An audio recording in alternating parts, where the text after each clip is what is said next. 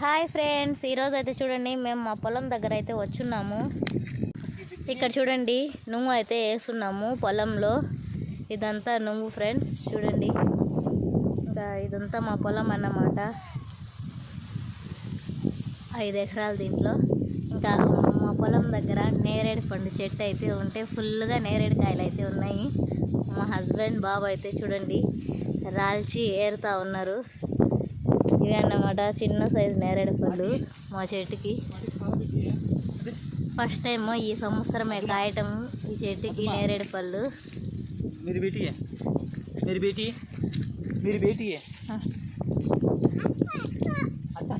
మా బాబు అయితే అస్సలు తినటం లేదు నేరేడు పళ్ళు, బాగాలేవంటూ ఉన్నాడు.